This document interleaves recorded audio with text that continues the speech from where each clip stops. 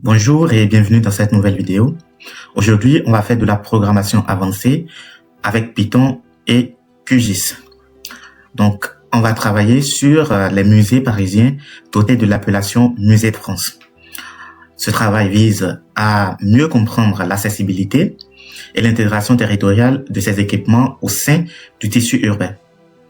On sait tous que les musées jouent un rôle essentiel dans la diffusion du patrimoine, dans l'animation culturelle et l'attractivité du territoire. Et analyser leur localisation, leur accessibilité Python, notamment via le calcul d'isochrone, ainsi que leur connexion au réseau de transport permet d'évaluer la qualité de leur desserte et leur potentiel de fréquentation. L'objectif est de générer automatiquement une mise en page complète, incluant la sélection du musée, la recherche d'informations externes, on fera du web scraping, la mise en forme cartographique, l'ajout de tests, la production dynamique de cartes qui seront exportées à la fin. Le script qu'on va utiliser est organisé en blocs fonctionnels, chacun ayant un rôle précis, que ce soit du nettoyage de données, du géotraitement, de la récupération des attributs, de la stylisation de la couche, de la mise en page, etc. À travers cette automatisation, on verra comment utiliser QGIS Project, comment manipuler des couches vecteurs via QGIS Vector Layer, comment interagir avec la mise en page via QGIS Layout et QGIS Layout Item Map, comment appliquer des styles QML, comment sélectionner des entités et comment gérer les champs, les géométries via des expressions. Parmi les données utilisées, nous avons la liste des musées portant l'appellation Musée de France qu'on ira récupérer sur le site de la région Île-de-France. Et pour récupérer ces données, on va utiliser l'API proposée. On va sélectionner parmi les données qui sont uniquement à Paris. Donc, on va utiliser la clause where commune égale Paris. Et la limite, on va donner 100. Voilà. Et là, on voit dans les résultats que ça nous a retourné 50 entités. Donc, nous avons l'identifiant muséophile qui est l'identifiant, la clé primaire, la région, la commune. On voit bien que la commune est séparée. Le nom du musée, le lieu, l'adresse, le code postal, le numéro de téléphone. Et nous avons la latitude et la longitude. Ce sont les coordonnées du musée. On peut également voir directement via le lien fourni. Et c'est ce lien qu'on va utiliser pour récupérer ces données dans notre script. Donc, on voit que nous avons au total 50 entités. Donc, c'est sur ces 50 entités qu'on va travailler tout au long de ce script. Ensuite, il y a parmi ces données les gares et stations du réseau ferré de France. Donc, c'est là qu'on va récupérer les données de métro et de RER de Paris pour pouvoir calculer les isochrones et montrer l'accessibilité des musées. Donc, comme on a regardé dans les données, il n'y a pas un champ commun qui nous permettra donc directement de récupérer ces données. Ces données, les gares qui sont essentiellement sur Paris. Donc, pour cela, on a exporté directement en format GeoJSON et après, on a fait un traitement pour pouvoir sélectionner par localisation les gares qui se trouvent uniquement à Paris. Donc, le workflow de notre travail sera divisé en 5 parties essentielles. Nous avons la première partie qui est le chargement des couches et la création des cartes de localisation, puisque sur notre carte, on aura une carte de localisation qui va localiser chaque musée dans Paris. Ensuite, il y aura le web scraping Wikipédia. On va essentiellement utiliser les liens pour aller sur les pages consacrées à ces musées, à chacun de ces musées pour récupérer les informations qui s'y trouvent. Cela permettra donc d'ajouter un peu plus d'informations à notre carte. Ensuite, on va calculer les isochrones à partir des musées, c'est-à-dire les isochrones pour calculer l'accessibilité à 15 minutes à pied et à 10 minutes à pied. Cela permettra donc de voir les gares qui sont accessibles à partir du musée à 5 minutes de marche à pied et à 10 minutes de marche à pied. Ensuite, dans la quatrième partie, nous allons faire la symbologie. la symbologie des différentes couches, que ce soit la couche des musées, la couche des gares, pour que les informations puissent être mieux interprétées. Et enfin, nous allons faire la mise en page. Donc, comme nous allons travailler sur 50 musées, puisqu'au final, on aura 50 cartes, on va prendre un musée sur lequel on va travailler jusqu'à la mise en page. Ensuite, on va mettre notre travail dans une boucle qui permettra donc d'itérer sur chaque musée, sur les 50 musées pour pouvoir sortir une carte par musée. Donc, on démarre ce projet par importer les modules nécessaires pour l'exécution des tâches. Donc, j'importe request pour envoyer des requêtes via l'API. J'importe également host pour gérer les chemins de fichiers. J'importe d'autres modules de QGIS comme QGIS Project, QGIS Vector Layer, etc. pour pouvoir effectuer les traitements. Pour commencer aussi, je définis mon chemin de base qui sera mon répertoire avec lequel mes fichiers seront sauvegardés. Ensuite, je réinitialise le projet QGIS, Project Remove All Map Layer pour supprimer les couches. J'utilise Project Clear pour nettoyer l'état interne du projet. J'utilise Project CRS pour fixer un système de coordonnées au projet. Ensuite, j'importe un fond de carte et je récupère les données des musées via l'API par le lien que je vous ai montré tout au début de cette vidéo. Donc, j'utilise request pour envoyer la requête. J'obtiens un code 200 donc pour vérifier la réponse de l'API.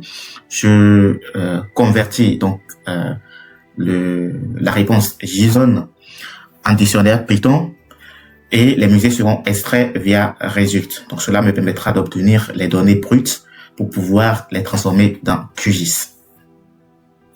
Et ensuite, j'applique une symbologie au musée, donc via QGIS marker symbol, create simple pour créer une symbologie simple. Donc ici, j'ai utilisé la couleur verte. Et ensuite, en même temps, j'ai chargé la couche des contours de la commune de Paris dans mon projet QGIS. Donc, voilà notre rendu, comment ça s'est présenté dans notre projet QGIS.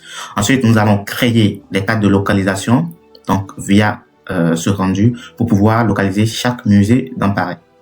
Je crée un dossier localisation dans mon chemin de base. Ensuite, je récupère les deux couches, la couche de contrôle de Paris et la couche des musées. Puis, je centre le zoom sur un musée donné avec Zoom to Select. Pour le moment, on va travailler que sur un musée. Donc, je sélectionne le premier musée via Zoom to Select. Je définis la page au format A6 et j'ajoute la carte via QGIS Layout Item Map Layout. Et ensuite, j'exporte la carte au format PNG. Donc, on peut voir à quoi ressemblent les cartes après la génération automatique. Donc, chaque carte affiche un seul musée, ce qui permettra de le localiser dans Paris. Ensuite, après la génération des cartes, j'importe maintenant la couche des gares que nous avons téléchargées sur le site Île-de-France. Donc, comme il y a toutes les gares, on va utiliser Processing Room pour pouvoir faire une sélection par localisation. Extract by Location. Cela nous permettra de sélectionner les gares qui sont uniquement dans Paris. Et ensuite, on a attribué une symbologie rouge à ces gares. Donc, cette partie concerne le web scraping Wikipédia. Donc, pour cela, on a récupéré les informations qui se trouvent sur la page Wikipédia de Musée de France. On a scrappé l'URL et le nom des musées.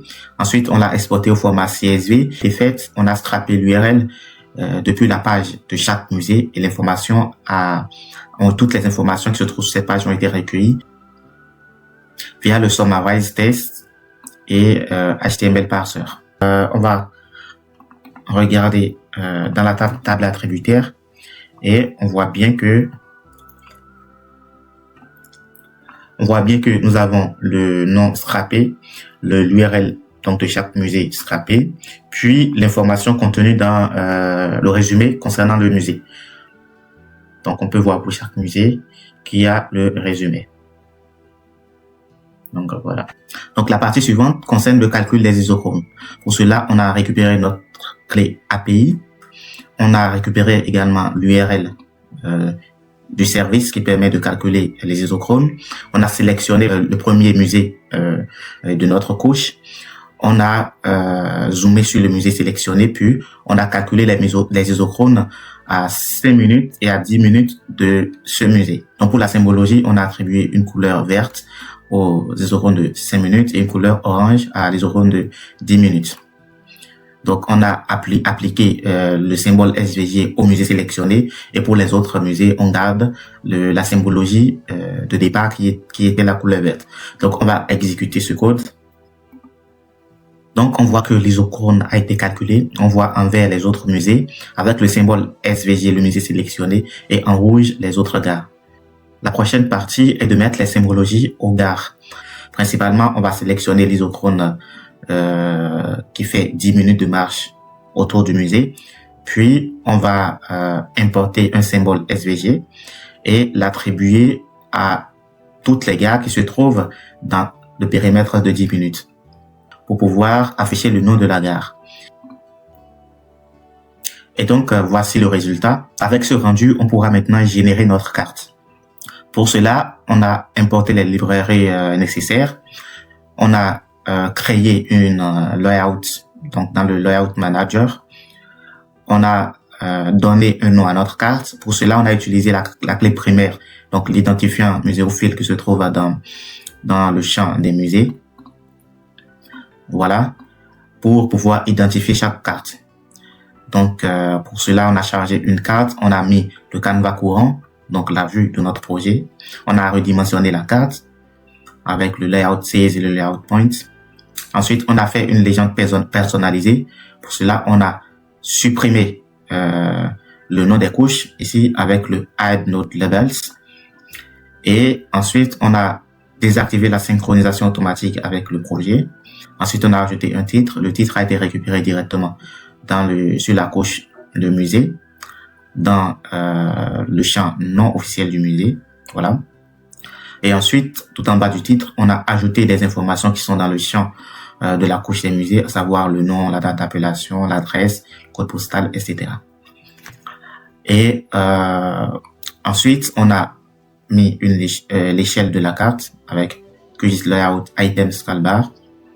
Ensuite, on a mis un logo. Le logo a été, l'image du logo a été téléchargée depuis la base de données Wikimedia. Donc, ce sera le logo du label Musée de France. Ensuite, on a mis l'information scrappée depuis Wikipédia, donc qui se trouve dans le champ Information Musée.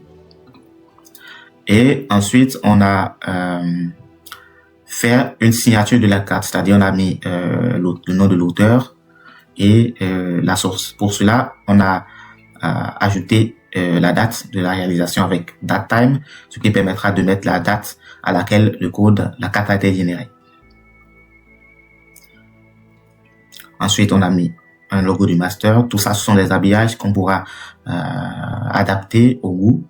On a mis le symbole SVG qui représente le nord géographique, et ce nord se met à jour automatiquement à la rotation de la carte. On a également mis la carte de localisation que nous avons générée tout au début lors de la première partie de cette vidéo. Donc la carte de localisation, comme la carte de localisation contient le champ identifiant, on a joint le champ identifiant du musée, donc et le champ et le nom de la carte de localisation. Donc si c'est identique, on prend ce fichier directement depuis notre dossier. Ensuite, on exporte tout ça en format PDF. Ensemble, on va exécuter ce code. Pour le moment, on ne travaille que sur un musée. Donc, on va voir. Donc, on voit à quoi ressemble notre carte. Donc, on voit toutes les informations qui sont bien calées. On voit le nom du musée.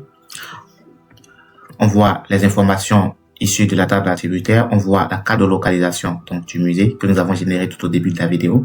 On voit la carte en elle-même, l'échelle, le nord. On voit la légende ici à droite. Et on voit également l'information qui a été scrappée depuis Wikipédia. Tout en bas, on a l'auteur avec la date qui s'est mise à jour et la source des données. On a également un logo et voilà. Maintenant qu'on a pu réaliser une mise en page donc pour un musée, on va mettre toute cette partie, c'est-à-dire la partie du calcul des isochrones, de symbologie et de mise en page sous une boucle. Donc ces fonctions seront ensuite rappelées tout en bas de la boucle pour pouvoir calculer les isochrones, pouvoir mettre les symbologies pour pouvoir faire la mise en page et l'exporter en format PDF. Donc, la boucle permettra donc d'itérer sur chaque musée pour pouvoir créer les cartes de façon automatique.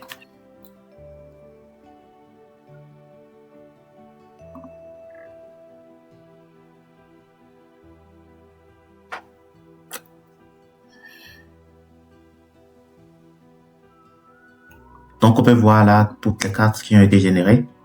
Donc là, nous avons le titre, etc.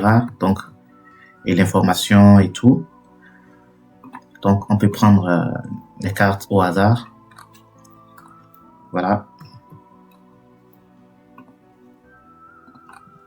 On a Musée de la Libération de Paris. Voilà. Donc, voilà. On voit bien qu'on a 50 éléments qui correspondent à nos 50 entités qu'on avait dans notre fichier. Donc, merci d'avoir suivi cette vidéo jusqu'à la fin. Bon, j'espère que cela vous a aidé.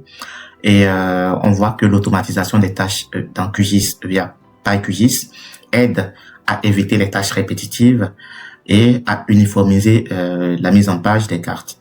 Donc, cela aide à gagner énormément de temps et à réaliser des tâches répétitives, donc de façon très automatique.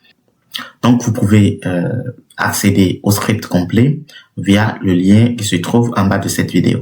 Merci.